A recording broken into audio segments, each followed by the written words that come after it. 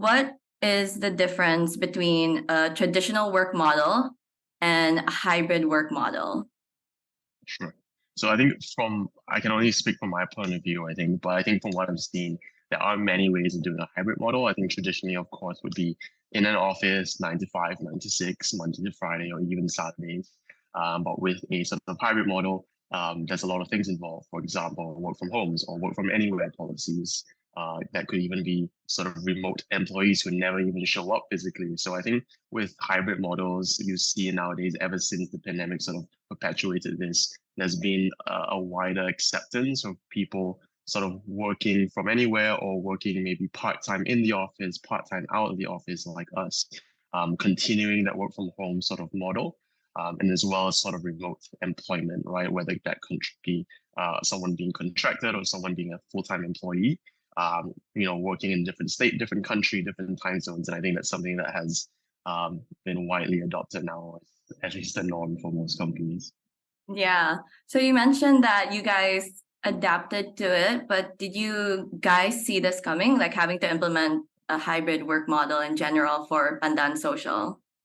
No, not at all. I think prior to the pandemic, everyone was doing your sort of traditional work model, and I think that's very normal, right? No one, I think without the need to do it, there has been basically no need to do it, right? You want to see your employees in the office, you want to be collaborating, working with them. It's not necessary. Even before the pandemic, there wasn't sort of this um, thought process of trying to control somebody or trying to control the team so much. Of course, there is a little bit of that element because you're so used to a certain sort of work model. But for us, it wasn't so much that as it was sort of everyone doing the same thing. So why should we be the ones doing sort of a different thing, right? But then the pandemic came along. If you weren't an essential worker, essentially you'd just be working from home. So that's kind of what we did, and there has been no problems doing that. Even now, doing that sort of in a hybrid mode. So that kind of forced us to kind of realize and understand that it can be done. It is an efficient work model, especially if you are, say, in our industry, being in digital marketing or anything that relies on tech and not sort of labor intensive work. I think it's something that any company can adopt now. So yeah, for us, it kind of forced us and now has kind of stayed the norm for us, I guess you could say.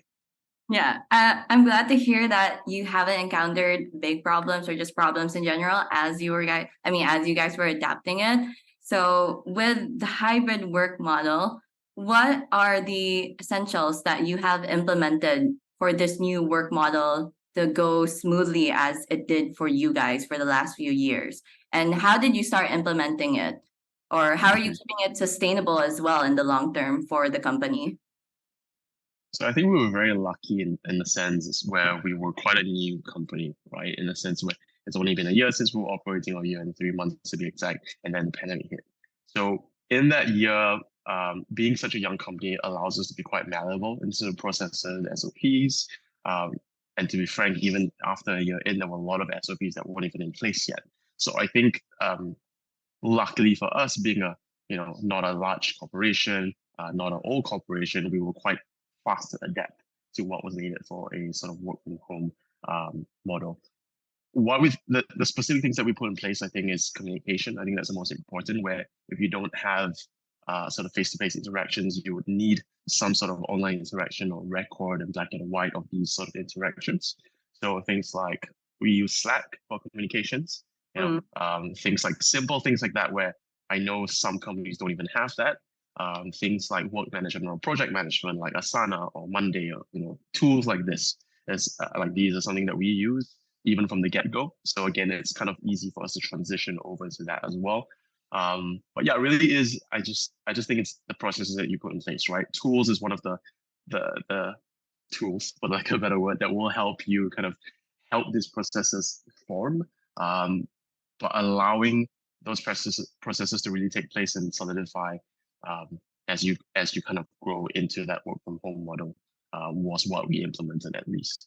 And luckily for us, everyone was also very tech savvy. I know Yeah. not a lot of companies have the luxury of that in terms of their workforce. So that was definitely harder. Everyone in our company already had a computer, already was IT savvy. So that kind of helped as well. And very, very luckily for us, we were blessed to have people who were also very responsive, even though they were using, things like Slack, WhatsApp, whatnot. I know that people who are not as familiar with these tools will not be as responsive, and I understand the struggle there. So I think with that nuance that we were very lucky as well to have people that can can use that. Yeah.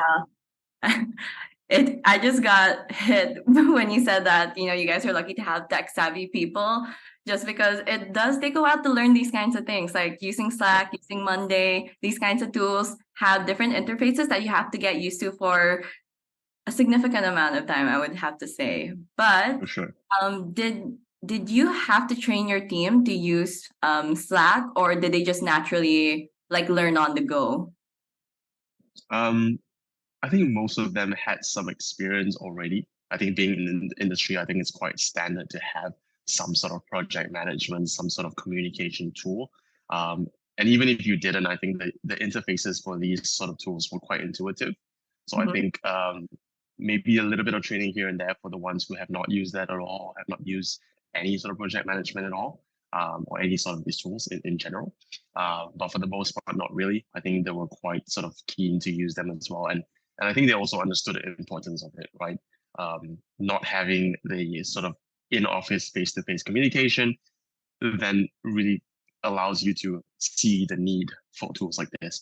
But I think one thing to note as well is that these tools, although perpetuated by the pandemic, by the work from home policies, um, they were also seen as needed tools even without that policy, I think. So moving away from the pandemic now in 2022, 2023, where we're opening up, we still use those tools to this day because it is so effective and it helps project management to the point where if you don't have them, even if you're in the office, having that one-to-one interaction or face-to-face interaction, you would still then need these tools to then make sure everything is kind of to the T of your project management and things like that. So yeah, I think those really help. And to answer your question in short, yes and no.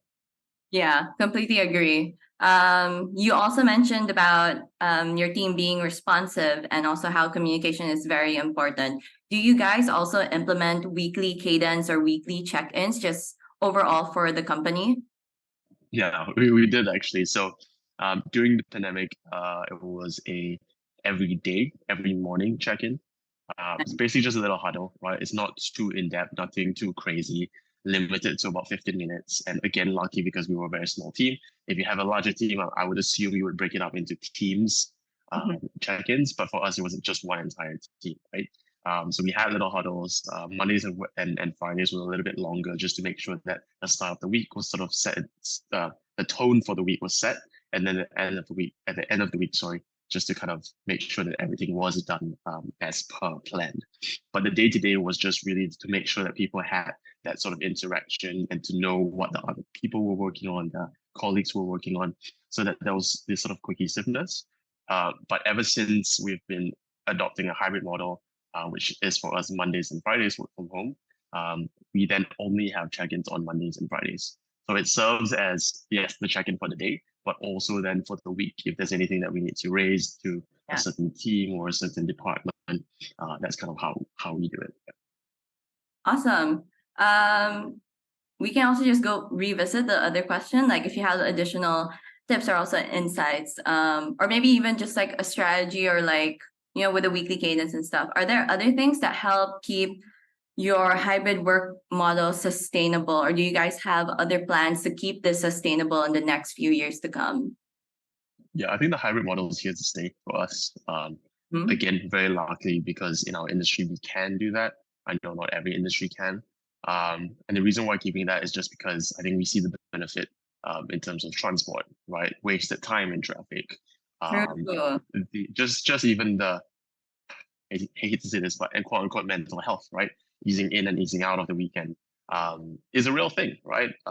Especially when you have the Monday blues and you got to go to an hour of traffic. I mean, that takes a toll, I think, on everybody. So it's here to stay. In terms of what you need, from our experience, at least very personally, um, I think it's really down to communication, how you communicate, how often you communicate, and how well you communicate with your team, each team member, but not just that. I think more importantly, your team heads. right? Your department heads, if you will. So for us, it's say our team lead, social lead, our account managers, and even maybe head of creative, for example, right? Really making sure that they know what's needed to be done, making sure that they have a very good, solid brief to work on for every single project that they are handling. So I think that then allows not just us as the co-founders or directors of the company to kind of oversee and micromanage, but more so to make sure they understand and they have context to what they're doing. Because I Yeah. think you can be together physically, but if no one has context of what they're doing, at the end of the day, it doesn't work, right? So I think that sort of principle still applies, maybe even more so when you don't see each other on a daily basis. But either way, I think it's an important sort of structure to have. Yeah, I love it. Yeah, completely agree. I think we're on to our last question, and you can totally share anything that's personal or even just in your professional experience. What is the most important advice that you can give to those trying to build a sustainable hybrid workspace? Sure. I think the key word here is trust. Trusting your team, trusting your managers, just anyone in the team really. And for us, it's maybe a bit easier because we're not a huge team, right? We only have about 15 people, which is a lot easier to manage than say 100 person corporation. But I think it comes down to trust to those who are managing others as well. If there's no trust within the team, and it goes both ways, right? Not just you trusting them, but them also trusting the sort of superiors to know what they're doing, to know that they have the best interest at heart. I think that allows the culture to then run itself through and through to then allow that sort of work to get done without worrying about other things, right? I think when the trust is strong, whether you're together or whether you're away for a certain amount of time, that then allows the team to function at a very high level. And that's kind of what we've seen in our team. And that trust takes time to build. That trust takes a lot of effort to build, but it is worth it at the end of the day because then you see the fruits of your labor, so to speak, with the team and how they work and how they work together. I think that's the most important thing. So, yeah, trust your team, but most importantly, build a team that you can trust. Because if you can't do that, then of course you won't trust your team. Of Right? course, yes, very important. Yeah, that would be my advice. Yeah, I just wanted to ask one last thing as well, since you brought up having to build a team that you need to trust. Was there any setbacks, like in terms of trusting people, or like problems that you've encountered, to make you say that you really need a team to like build trust? Mm-hmm. Yeah, I mean, for sure there will be problems along the way, and we've been lucky to have very, very few. There were sort of say occurrences that made us realize, okay, maybe we're doing something wrong here, or we have to be maybe more stringent on the hiring process and then select better people. Those are things, little sort of nuances that we've learned along the way. I guess if I could give you a breakdown, it's being more thorough in the interview process, really selecting people that you really feel like you can trust, gut feel, right? At the end of the day, it's also that um, trust, sorry, not trusting, but setting the right people to hire is also very important because if you get the wrong person to hire, they will hire the wrong person as well. So I think those elements need to be in check to then make sure that you are hiring the right people. And when you do that to the best of your ability, I think you will then get a team that you can trust.